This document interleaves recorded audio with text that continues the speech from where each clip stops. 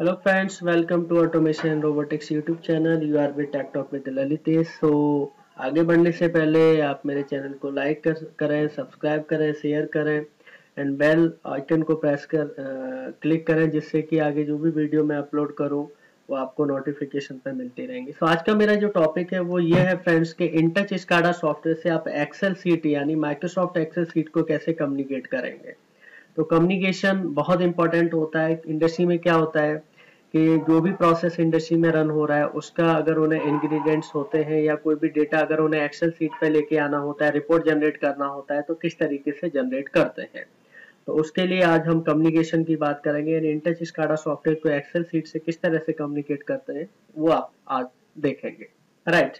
तो सबसे पहले आपको क्या करना है कि एक एक्सेल सीट डेस्कटॉप पे क्रिएट कर लीजिए जिससे कि आप उसको एक्सेस कर पाएं और डेटा देख पाएं। तो माइक्रोसॉफ्ट एक्सेल यहाँ से ओपन कर लीजिए और एक कोई भी नाम यहाँ पे मेंशन कर सकते हैं। तो मैंने यहाँ पे एक नाम मेंशन किया है सिंपल रिपोर्ट नाम का, यानी जो मैंने सीट बनाई है रिपोर्ट डॉट एक्सएलएस के नाम से बनाई है। इसको डबल क्लिक करके आप ओपन कर सकते हैं।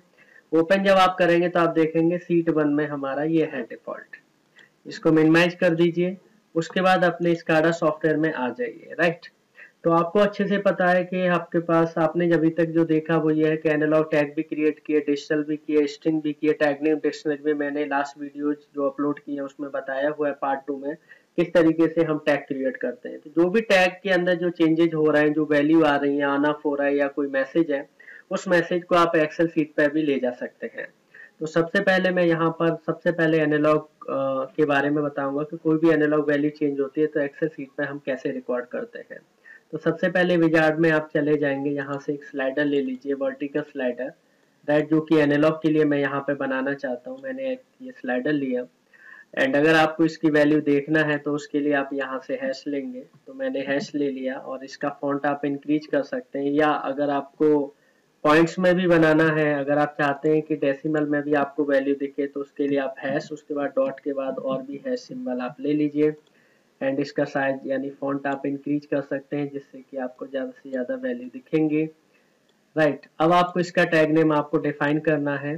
तो आप किस तरीके से करेंगे, तो यहाँ डबल क्लिक करेंगे, यहाँ पर टैग नेम दे देंगे। तो मैंने यहाँ पर सिंपल लिखा है, एक एनालॉग के नाम का ही टैग नेम बना दिया।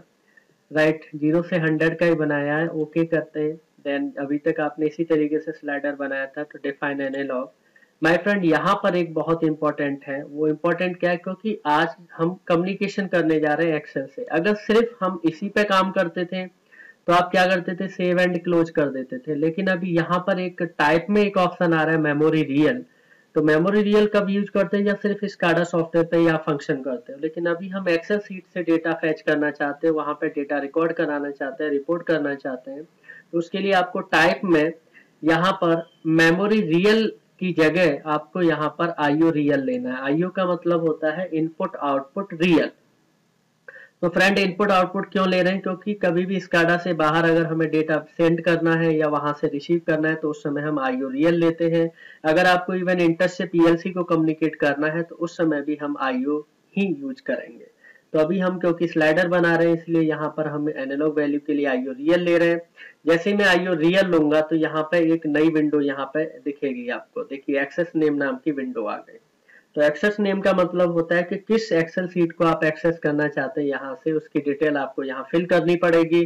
तो उसके लिए आपको यहाँ से एक्सेस नेम पे जाना है। तो यहाँ बाय डिफॉल्ट गैलेक्सी के नाम का कोई नेम मेंशन होके आ रहा है, तो आपको क्योंकि आपको अपना अलग से ऐड करना पड़ेगा क्योंकि आपकी सीट अलग है। तो मैंने यहाँ से ऐड किया।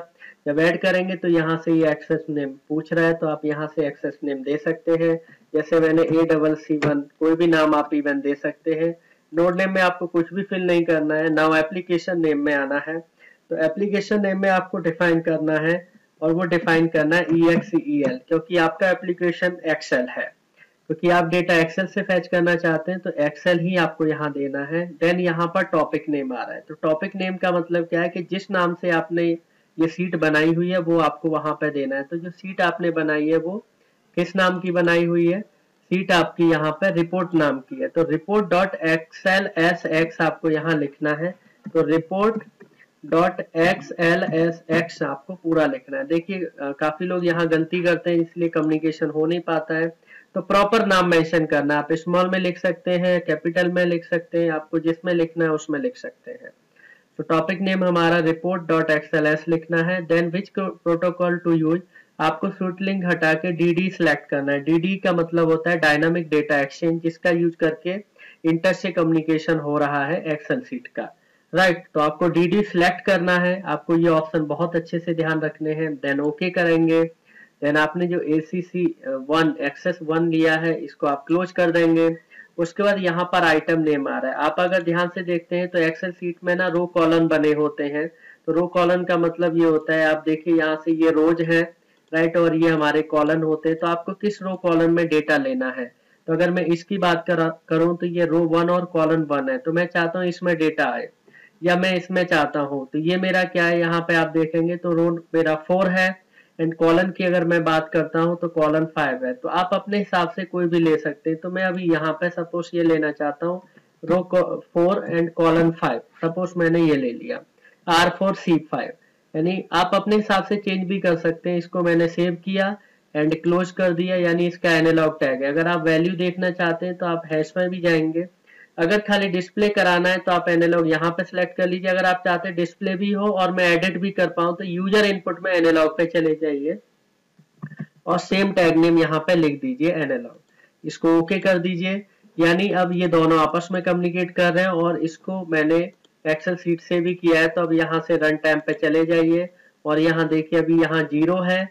आप एक्सेल सीट में देखेंगे अभी यहाँ पे कोई भी वैल्यू नहीं आ रही है। जैसे ही मैं यहाँ से कुछ वैल्यू इंक्रीज करूंगा तो एक्सेल सीट में आप देखेंगे यहाँ पर सेम वैल्यू आपको दिखाई दे रही होगी।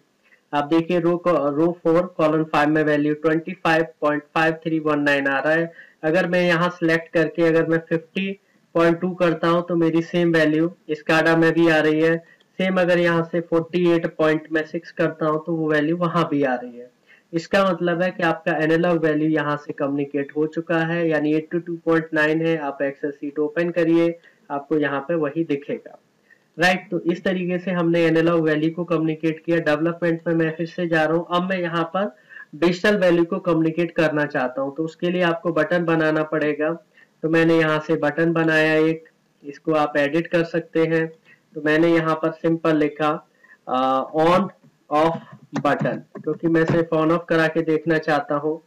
तो मैं ऑन ऑफ बटन मैंने यहाँ पे लिखा, राइट। और एक इंडिकेटर भी आपको लेना होगा जिससे कि आपको ये पता चले कि हाँ आपका ऑन ऑफ हो रहा है या नहीं हो रहा है। ये मैंने ले लिया।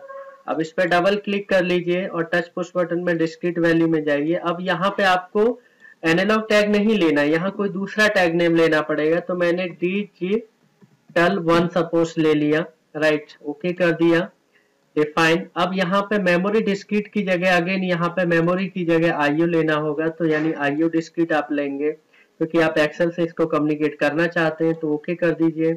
देन एक्सेस नेम में चले जाइए। अब आपको बार बार एक्सेस नेम नहीं बनाना क्योंकि आप ऑलरेडी एक्सेस बना चुके हैं एक्सेस नेम। तो आपको वो सिलेक्ट करके क्लोज करना है और आइटम में आपको दूसरा रो कॉलम का एड्रेस देना है। तो आपको अच्छे से पता है कि मैंने पहले वाले के लिए R4C5 दिया था, तो अब यहाँ पे कोई और दे सकते हैं। तो मैं यहाँ पे R4C6 सपोज दे देता हूँ। तो आप देखेंगे किस तरीके से यहाँ पे दिखाएगा। इसको सेव कर दीजिए, क्लोज कर दीजिए। तो इसका टैग नेम digital1 है। इंडिकेशन के लिए भी आपको यहाँ से देना पड़ेगा। तो यहाँ पे फिल कलर में डिस्क्रीट गए, सेम टैग नेम यानी digital1 मैंने दे दिया, जिससे ऑन ऑफ दिखेगा भी मेरे को। अगर आप चाहते हैं कि मैसेज भी को डिस्प्ले हो जाए तो उसके लिए यहाँ से हैश लेना पड़ेगा, राइट। और यहाँ पे मैंने इसका फॉन्ट थोड़ा इंक्रीज किया, डबल क्लिक किया और वैल्यू यानी यूजर इनपुट या वैल्यू डिस्प्ले में आप यहाँ से जा सकते हैं। तो उसके लिए मैं यहाँ पे वैल्यू डिस्प्ले में डिजिटल गया और यहाँ पे सेम टैग नेम दे दिया digital1, एंड ये हमारा डिस्प्ले होगा। प्रोसेस अगर मेरा ऑन है तो ये ऑन लिखा है, अगर प्रोसेस मेरा ऑफ है तो मेरा ऑफ लिखा है। उस तरीके से आप डिफाइन कर सकते हैं। ओके कर दीजिए। अब आप रन टाइम पे जाइए। आप देखिए अभी बटन से यहाँ से ऑन ऑफ हो रहा है। जैसे ऑफ है तो अपना एक्सेल सीट आप देखिए ओपन करिए तो यहाँ पर आपको ध्यान से दिखाई दे रहा होगा ये ऑफ मतलब ये वाला 0 है, 0 मतलब ऑफ है। अगर मैं ऑन करूंगा तो शीट में देखिए 1 लिखा हुआ आ रहा है। अगर इसको ऑफ करेंगे शीट में 0 है। अगर मैं एक्सेल सीट से यहाँ से 1 लिख के अगर एंटर करता हूं तो देखिए स्काडा पे ऑन हो गया। अगर इसी को मैं 0 करके एंटर करता हूं तो ऑफ हो गया, यानी हमारा एनालॉग वैल्यू भी कम्युनिकेट हो रहा है और डिजिटल भी हो रहा है, राइट। अभी इसी को मुझे ऑन करना है तो मैं ऑन कर सकता हूँ। ओके, अब फ्रेंड मैं आगे जो आपको बताने जा रहा हूँ, अभी तक आपने एनालॉग कम्युनिकेट किया, डिजिटल किया, एक होता है स्ट्रिंग। उसके लिए आप यहाँ से हैश ले लीजिए, यानी यहाँ से मैंने एक हैश ले लिया। और स्ट्रिंग में क्योंकि आपको मैसेज राइट करना होता है तो आप इस पर डबल क्लिक कर दीजिए। देन उसके लिए आप यूजर इनपुट पे स्ट्रिंग पे जाएंगे और यहाँ पे दूसरा टैग नेम लेंगे। तो जो पुराना टैग है वो हटा दिया, यहाँ पे माना str1 ले लिया। देन उसको मैंने ओके किया और उसके बाद मैंने ओके किया। देन आपको टाइप में मेमोरी मैसेज को चेंज करना है, उसकी जगह आपको आईओ मैसेज लेना है, ओके कर दीजिए। देन यहाँ से आप इनिशियल वैल्यू आप डिफाइन कर सकते हैं, यानी जो भी मैसेज है आपका 131 कैरेक्टर से ज्यादा का नहीं होना चाहिए। तो इनिशियल वैल्यू मैंने लिखा SCADA is okay, right. Then उसके बाद यहाँ से एक्सेस नेम में गए, आपका ऑलरेडी बना हुआ है तो ये CC1 आपने सेलेक्ट किया, क्लोज कर दिया। देन यहाँ से आइटम नेम में आप चेंज कर सकते हैं, तो R4C7 में मैं देखना चाहता हूँ।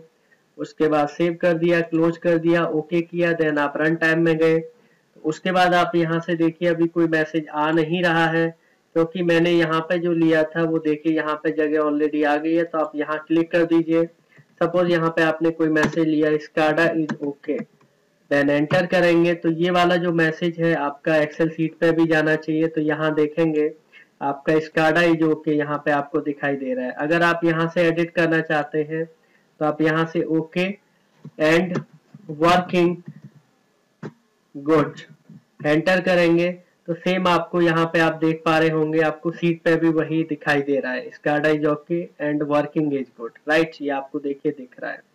अगर आप यहाँ पे सिर्फ स्काडा इज ओके ही करना चाहते हैं, स्काडा गुड इज गुड लिखना चाहते हैं, एंटर कर दीजिए। देन आप यहाँ पे देखेंगे फ्रेंड्स, आपको यहाँ पे एक्सेल सीट से कम्युनिकेशन भी यहाँ पे दिख रहा है, यानी 61 पॉइंट ये वैल्यू आ रही है, एनालॉग की प्रोसेस ऑन है यानी 1, स्काडा इज गुड आपको मैसेज। तो इस तरीके से हम एनालॉग डिजिटल स्ट्रिंग इन सभी की रिपोर्ट हम जनरेट कर सकते हैं एक्सेल सीट पे। हमने रिपोर्ट ट्रांसफर की यानी वैल्यू कम्युनिकेट की। ये एक फीचर था जो कि हम इंडस्ट्री में काफी ज्यादा यूज करते हैं, जिसको हम बोलते हैं बेसिकली एक्सेल सीट कम्युनिकेशन यानी SCADA and basically report generation भी बोलते हैं इसी को हम। तो होप आपको मेरा ये वीडियो अच्छा लगा होगा। आप मेरे वीडियो को लाइक करें, सब्सक्राइब करें, शेयर करें, बेल आइकन को प्रेस करना ना भूलें, जिससे कि जो भी वीडियो मैं अपलोड करूँ वो आपको नोटिफिकेशन में मिलती रहेंगे। और बाकी प्रीवियस वीडियो भी होप आपको अच्छी लग रही होंगी, आगे इस तरह की वीडियो और भी मैं अपलोड करता रहूंगा। इसको लर्न करें, स्काडा सॉफ्टवेयर को इंस्टॉल करें, एग्जीक्यूट करके देखें, डेवलपमेंट करें। Thanks for watching my videos, thank you so much.